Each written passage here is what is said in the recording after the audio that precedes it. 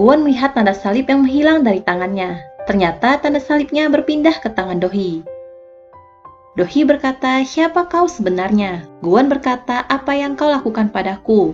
Lalu Dohee pun pingsan. Dohee sadar dari pingsannya. Ia sudah berada di rumah sakit. Dohee merasa bermimpi buruk. Tiba-tiba Guwon sudah ada di samping Dohee dan berkata, "Kau mimpi apa sampai berkeringat dingin?" Guwon pura-pura cemas pada Dohee. Sekretaris Shin berkata, "Aku bergegas mengantarmu ke rumah sakit begitu dapat kabar darinya." Dohee tidak tahu ia berada di rumah sakit. "Aku terbaring berapa lama?" Sekretaris Shin menjawab, "Kau tertidur selama 5 jam 38 menit. Guwon bertanya kondisi Dohee. Dohee merasa aneh dengan sikap Guwon. Guwon meminta Dohee untuk berbaring dan jangan memaksakan diri sampai dokter bilang kondisimu baik. Sekretaris Shin keluar untuk memanggil dokter. 무슨 꿍꿍이지? 뭐가? Kemudian Guwon mengeluarkan sifat aslinya. Dohee bertanya apa orang yang menabrak kita sudah ditangkap. Guwon menjawab akan segera ditangkap. Aku sudah menggambarkan wajahnya semendetail itu. Bodoh bila tidak bisa ditangkap. Yang lebih penting, benarkah kondisimu baik? Dohee menjawab, sekujur tubuhku terasa pegal, tapi kurasa tidak apa-apa. Kau terlihat baik-baik saja. Guwon berkata, kondisiku sama sekali tidak baik. Itu sebabnya aku terus menunggumu.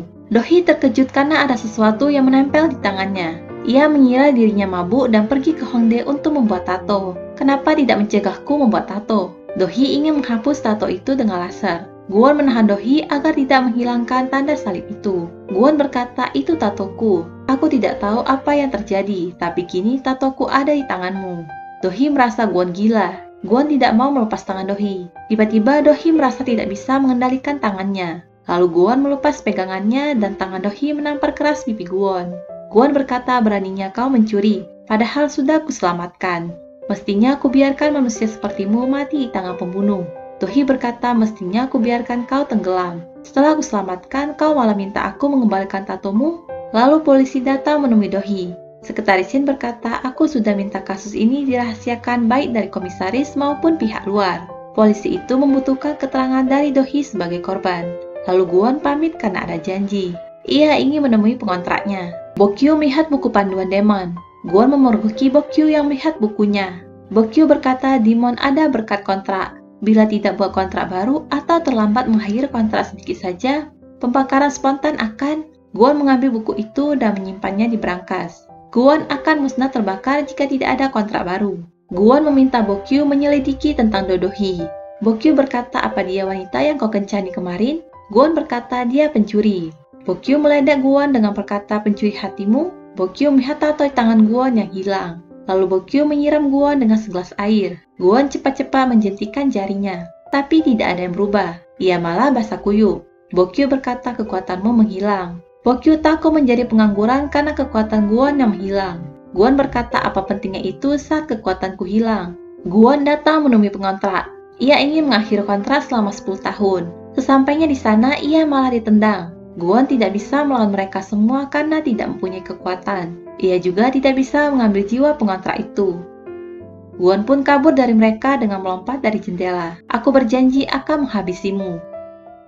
Sekretaris Shin menyiapkan mobil baru untuk Dohee. Dohee yakin pertemuannya dengan Guwon bukanlah kebetulan. Sekretaris Shin berkata, "Apa itu takdir?" Dohee berkata, "Itu muslihat. Dia mencari kesempatan sambil berkeliaran di sekitarku. Kesempatan untuk teken kontrak. Dia membahas soal kontrak saat aku akan mati." Dohee melihat perkembangan saham mereka yang turun karena berita jus gula. Lalu Dohee teringat kejadian kemarin malam. Dohee berkata, "Kita mampir ke Nyonya Ju dulu lalu ke kantor." Polisi sudah mempunyai sketsa wajah yang mencoba membunuh Dohee. Ternyata pria yang ingin membunuh Dohee itu memakai topeng. Lalu ada pria tua yang datang. Pria tua itu berkata ingin memastikan karena tidak pernah lihat siapapun ada di dalam. "Uang sewa bulanan selalu dibayar tepat waktu. Aku pemilik gedung ini.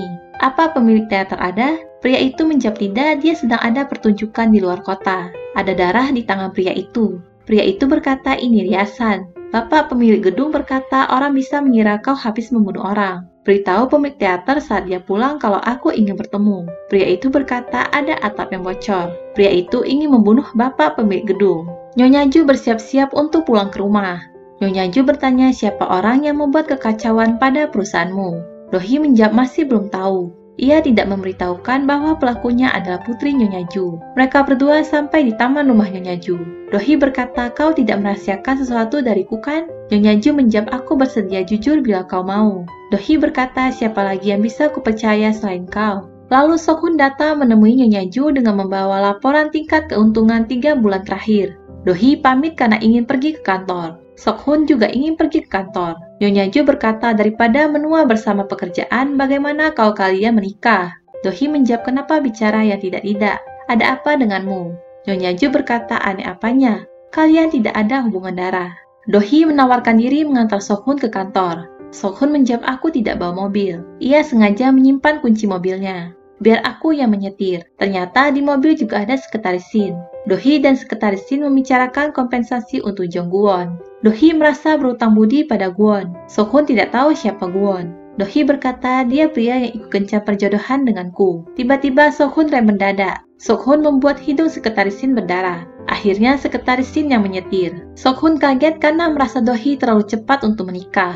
Kenapa mendadak ikut perjodohan? Dohee menjawab, aku hanya mengabulkan harapan Nyonya Ju. Aku tidak berencana menikah. Sok-hun berkata, kalau begitu aku juga. Sok-hun terbata-bata menjelaskan pada Dohee.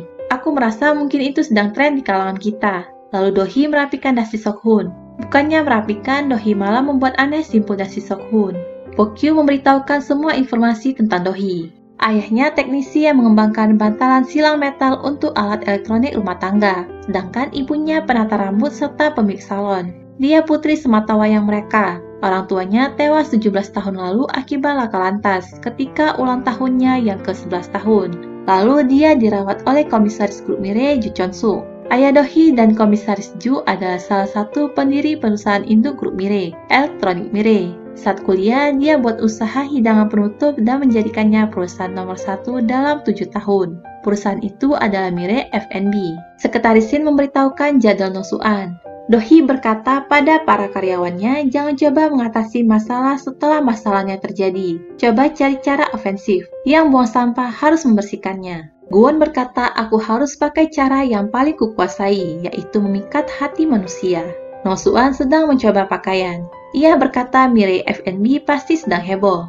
Efek satu artikel bisa sekuat ini. Apa perlu kukirim bunga untuk menghiburnya? Dohee menjawab tidak perlu dan terima kasih atas niat baikmu. Dohee menunjukkan foto-foto Nosuan yang berselingkuh. Bukan hanya kau yang tertarik padaku, aku juga tertarik padamu. Nosuan berkata, kau mengancamku? Dohee menjawab tidak, ini tidak bisa disebut mengancam. Ada panggilan dari Gwon. Gwon meminta bertemu. Efek samping kecelakaannya parah sekali. Sampai tidak mampu beraktivitas. Dohee berkata, tadi kau baik-baik saja. Gwon berkata, bagaimana kalau kau lihat sendiri? Dohee berkata, kutunggu di Mall Dehan. Dohee mengancam Nosuan. Citra Mirai Apparel akan hancur jika privasi panasmu masuk berita. Nyonya Ju juga pasti akan murka. Bersihkan sampah yang kau buang. Maka aku tidak akan menyebarkan rahasia itu. Jangan buang-buang tenaga untukku. Silahkan berperang dengan akur bersama saudaramu. Nyonya Ju membuat pengakuan dosa. Nyonya Ju berkata, aku lebih takut hal lain daripada harus masuk neraka. Aku lebih takut tidak bisa mendapat maaf anak itu. Nyonya Ju melihat mobil orang tua Dohee yang kecelakaan dan mengedak. Dohee sudah tiba di mall. Ia melihat Gwon yang berjalan ke arahnya. Ia terdiam melihat Gwon. Dohee berkata, ternyata kau tidak apa-apa, bahkan bersinar. 나한테서 빛이 났어? 됐고. Dohee merasa berutang budi dan bersalah atas kejadian di restoran waktu itu. Ia memberikan uang pada Gwon. Gwon menolak uang tersebut.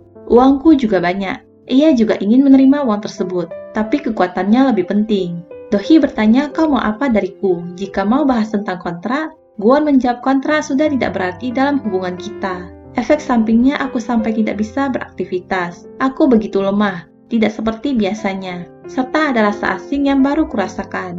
Dohee berkata, mestinya kau ke psikolog bukan menemuiku.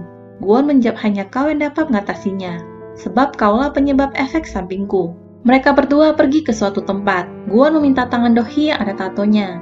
Gwon memegang tangan Dohee dan mobil mereka melaju kencang. Gwon datang menemui pengontrak tadi untuk mengambil jiwanya. Dohee mengira Gwon memperkenalkan dirinya pada teman-temannya. Lalu Gwon mengajak Dohee pergi ke Sungai Han. Gwon bertanya, apa kau bisa menahan napas sebentar?